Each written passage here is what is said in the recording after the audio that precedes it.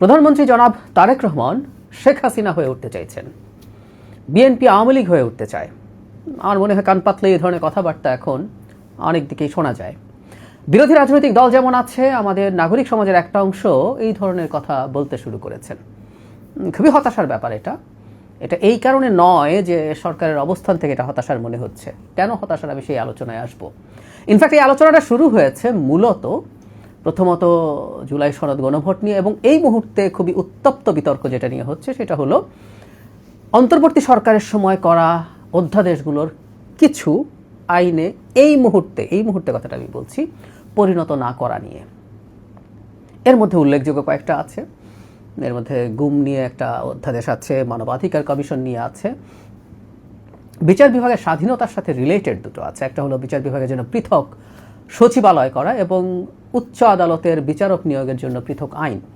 এগুলো আইনে পরিণত হচ্ছে না এখন। আচ্ছা, এই ব্যাপারটা একটু আলোচনা করতে চাই, এবং এটাকে কিভাবে ডিসইনফরমেশনের মাধ্যমে সরকারের বিরুদ্ধে ব্যবহার করছেন অনেকেই, সেই জায়গাটা একটু বলবো। তারও একটা প্রশ্ন করি, অনেকেই এভাবে ইন্টারপ্রেট করছেন, অনেকে বলছেন গুম অধ্যাদেশ বাতিল হয়ে যাচ্ছে, সুতরাং বিএনপি আসলে গুম করা শুরু করবে। বিচার বিভাগের সাথে, স্বাধীনতার সাথে রিলেটেড যে অধ্যাদেশগুলো আছে, এগুলো যেহেতু আইনে পরিণত হচ্ছে না, সুতরাং বিএনপি বিচার বিভাগ নিয়ন্ত্রণ করতে চায়, তার মতো করে যা ইচ্ছে তা করতে চায়। আমরা গুম অধ্যাদেশে একটা প্রশ্ন করে রাখি, তারপর আমি আলোচনায় ঢুকবো। সেটা হচ্ছে, গুম অধ্যাদেশ তো এখন আলাপ হচ্ছে, এর আগে ছিল না, শেখ হাসিনার আগেও ছিল না। 2001-06 বিএনপি সরকার ক্ষমতায় ছিল। গুম হয়েছে কি তখন? তখন তো গুম অধ্যাদেশ ছিল না। মানে গুম অধ্যাদেশ না থাকা মানে কারো গুম করার খায়েশ হবে সারাক্ষণ, এই চিন্তা আমরা কেন করছি? ফান্ডামেন্টালি ভুল চিন্তা, এবং এগুলোই প্রত্যেকটা ফ্রেমিং। এবং আমাদের এটা একটু মাথায় রাখা দরকার, বিএনপি একটা গণতান্ত্রিক সরকার গঠন করেছে বড় একটা বিজয়ের মাধ্যমে।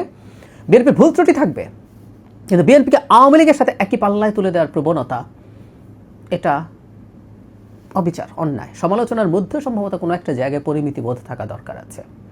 আচ্ছা, অধ্যাদেশগুলো নিয়ে আসলে কি বলা হয়েছে, কেন আমাকে ডিসইনফরমেশন বলছি? আমরা 133টা অধ্যাদেশের কথা জানি, যার মধ্যে 98টাকে আইনে পরিণত করা হচ্ছে সরাসরি, কোনো রকম কোনো পরিবর্তন ছাড়া। আর একটু ছোট্ট কনস্টিটিউশনাল ইস্যু আমরা অনেকেই জানি, সেটা হচ্ছে অধ্যাদেশ হচ্ছে আসলে আইনের মতোই। এটা যখন সংসদ থাকে না, তখন রাষ্ট্রপতি অধ্যাদেশ জারি করেন, সেটা আইনের মতোই এফেক্টিভ। তবে এটার আয়ু থাকে নেক্সট পার্লামেন্ট বসার আগ পর্যন্ত, এবং পার্লামেন্ট বসার 30 দিনের মধ্যে এটাকে যদি আইনে পরিণত না করা হয় পার্লামেন্টের ভোটাভুটির মাধ্যমে, তাহলে এটার কার্যকারিতা আর থাকে না। তাহলে 98টা অবিকৃতভাবে বিএনপি আইনে পরিণত করছে। 98টা বিরাট সংখ্যা, মানে 133টার মধ্যে 98টা। 15টা কিছু চেঞ্জ করে উত্থাপন করা হচ্ছে। তার মানে 98 আর 15, ইনফ্যাক্ট 113টা আসলে উত্থাপিত হয়ে যাচ্ছে। 20টা উত্থাপন করা হচ্ছে না।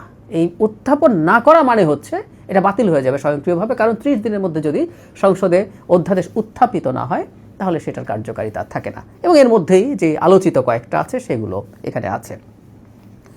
মজার ব্যাপার, পার্লামেন্টে আইনমন্ত্রী, স্বরাষ্ট্রমন্ত্রী দুজনই খুব স্পষ্ট ব্যাখ্যা দিচ্ছেন আলোচিত আইনগুলোর কি ঘটছে। টেকনিক্যালিটিস আছে, সেই টেকনিক্যালিটিস আমি যাব না। আমাদের আইনমন্ত্রী খুব সহজেই পার্লামেন্টের ঝামেলা, ব্যস্ততা কমে আসলে তিনি বিস্তারিত আইনি ব্যাখ্যাও দেবেন, আমরা সেই প্রত্যাশা করি, এবং তিনি সেটা করবেনও, আমরা এটা মোটামুটি ধরে নিতে পারি। কিন্তু বেসিক কথাটা তারা কিন্তু পার্লামেন্টে বলে দিয়েছেন যে এই অধ্যাদেশগুলো বাতিল হচ্ছে কারণ এগুলো উত্থাপিত হচ্ছে না সেই কারণে। কিন্তু যে ইস্যুতে এই অধ্যাদেশগুলো আছে সেগুলো নিয়ে নতুন করে বিল আসবে সংসদে। একটা ওয়ার্কিং পার্লামেন্ট আছে, সেখানে বিল আসবে, আইন হবে নতুন করে। সময় বেশি নেওয়ার কারণ কি? কেউ বলতে পারেন যে আমরা 15টা তো কিছু চেঞ্জ করে নিয়ে আসা হয়েছে, এগুলো চেঞ্জ করে থাকলে করে নিয়ে আসা হলো না কেন? সরকার মনে করে এই আইনগুলোর ক্ষেত্রে আরও প্রচুর কথাবার্তা, আলাপ আলোচনা, স্টেক হোল্ডারদের সাথে মত বিনিময়, এগুলো আরও ভালোভাবে হওয়া দরকার, এবং এগুলোর মেজর আলোচনার মাধ্যমে এটা সংশোধিতভাবে আসা দরকার আছে। সুতরাং যে আলোচিত আইনগুলো নিয়ে এত শোরগোল, এবং যার কারণে বিএনপিকে আওয়ামী লীগ বানিয়ে দেওয়া হচ্ছে, জনাব তারেক রহমানকে শেখ হাসিনা বানিয়ে দেওয়া হচ্ছে, আর একটা গণঅভ্যুত্থানের ডাক কেউ দিচ্ছেন, সেইটা মানে কোনোভাবে যৌক্তিক না। এই আইনগুলো আসবে, সে আইন আসার পর সংসদে আবার ডিবেট হবে। তখন যে কেউ ডিবেট করতে পারেন, কারো যদি কোনো রকম কোনো দ্বিমতের জায়গা থাকে। সংসদের কাজ তো আসলে মূলত ওইটা। আমরা দেখছি সংসদের মধ্যে নানান কথাবার্তা হচ্ছে, কিন্তু মূল কাজ ওটা, সেই সময় তারা পারফর্ম করবেন।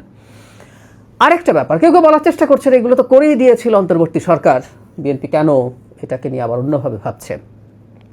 একটা কথা মাথায় রাখতে হবে, প্রত্যেকটা সরকারের নিজস্ব চিন্তা আছে, রাষ্ট্রকে সে কীভাবে দেখতে চায় সেটা নিয়ে তার নিজস্ব ভাবনা আছে, থাকতে হয়, এটাই নিয়ম। শুধু অন্তর্বর্তী সরকারের মতো করে সব অধ্যাদেশ আইনে পরিণত করে ফেলতে হবে, এটা এবার বিএনপির কেন?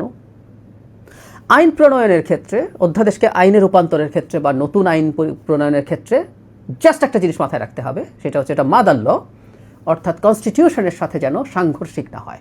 সেটা সাংঘর্ষিক হলে কনস্টিটিউশনই বলছে যতটুকু সাংঘর্ষিক ততটুকু, অথবা পুরোটা সাংঘর্ষিক হলে পুরো আইনই বাতিল হয়ে যেতে পারে। সো ওর বাইরে নানা রকম আইন তৈরি হতে পারে, এবং একটা দল তার নিজস্ব চিন্তা, তার নিজস্ব যে ফিলোসফি দিয়ে সে জনগণের সাথে রাজনীতি করে, সামনে রাজনীতি করে, সে যেভাবে জনগণের সামনে প্রতিশ্রুতি দেয় সেই মতো সে আইন করবে, এটাই নিয়ম। সো অন্তর্বর্তী সরকারের মতো সব অধ্যাদেশ পাশ করে ফেলতে হবে কেন? এই চিন্তাটাই হাস্যকর। একটা উদাহরণ দিই, ধরলাম বিএনপি তো এর বাইরেও নতুন নতুন আরও কিছু আইন আনবে, বা বিএনপি তার মতো করে যে আইন আছে, আমরা ধরে নিলাম যে গুম আইন বা মানবাধিকার কমিশন যে আইন আছে, এগুলো বিএনপি আনলো, এনে এসে সেটাকে করলো, পাশ করলো। যেহেতু বিএনপির সংখ্যাগরিষ্ঠতা আছে, বিএনপি তো শুধু আইন প্রণয়ন না, সংবিধান সংশোধনের সংখ্যাগরিষ্ঠতা আছে। তো পর ধাপে ধরে নিলাম আমরা বিএনপি জিতলো না, জামাত এনসিপি জোট তখনও আছে, তারা জিতলেন। তারা তো আইনগুলো বিএনপি যেভাবে করছে হয়তো পছন্দ করছে না, তারা হয়তো ইন্টারিম যেভাবে করেছেন তাদের ভাষায়, আমি জানি না তারপর তারা কি করবেন, কিন্তু ধরে নিলাম তারা তো এখন ওটার পক্ষে খুব কথা বলছেন, তো তারা গিয়ে তো এটা পাল্টাবেন, তার নিজস্ব চিন্তা, তার নিজস্ব ফিলসফির জায়গা থেকে এই কাজটা করবেন, এটাই তো নিয়ম। সুতরাং ইন্টারিম যেভাবে অধ্যাদেশ জারি করেছে সেভাবে পাশ করার কিছু নেই। মজার ব্যাপার হচ্ছে আমাদের খুবই সচেতন নাগরিক সমাজের মানুষকে আমরা দেখছি বিএনপি কেন হুবহু অন্তর্বর্তী সরকারের করে যাওয়া অধ্যাদেশগুলো পাশ করে ফেলছে না, সেটা নিয়ে ক্ষোভ দেখাতে গিয়ে বিএনপিটা করবেই না বলে ফেলছে, এটা বাতিল হয়ে গেছে বলছেন। এবং বাতিল আবারও বলছে, এটা টেকনিক্যাল ব্যাপার, কারণ এটা উত্থাপিত হচ্ছে না বলে। তো এই ইস্যুগুলোতে বিএনপি আইন করবে না ভাবেই এই কথা তারা বলেনি। এটা ট্রু, বিএনপি যে আইনগুলো করতে যাচ্ছে, ডিবেট হবে। একটা আইন কেমন হওয়া উচিত, তার মধ্যে কী কী থাকা উচিত অনুচিত, একটা প্রতিষ্ঠান যখন তৈরি সেটা কীভাবে গঠিত হতে হয়, সেটার কর্মপরিধি কী হবে, সেটা কীভাবে সে করবে, এসব নিয়ে নানান ডিবেট আছে। সেটা কারো পছন্দ নাও হতে পারে, নাহলে সেটা নিয়ে রাজনীতি হবে। রাজনীতি আমি পজিটিভ অর্থে বলছি, একটা গণতান্ত্রিক ব্যবস্থা এভাবেই কাজ করে। এই সরকার যদি কোনো আইন এমনভাবে করে, কোনো বিরোধী দল বা কোনো নাগরিক সমাজের সত্যিকার অর্থেই দায়িত্ব আছে এই জিনিসগুলো নিয়ে জনগণকে সচেতন করা, মিডিয়ার দায়িত্ব আছে এগুলো নিয়ে জনগণকে সচেতন করা হোক। কোনো একটা সময় মানুষের পছন্দ না হলে বিএনপিকে ভোট দেবে না। তারা যদি মনে করে বিএনপি সত্যিকার অর্থেই শেখ হাসিনা হয়ে গেছে,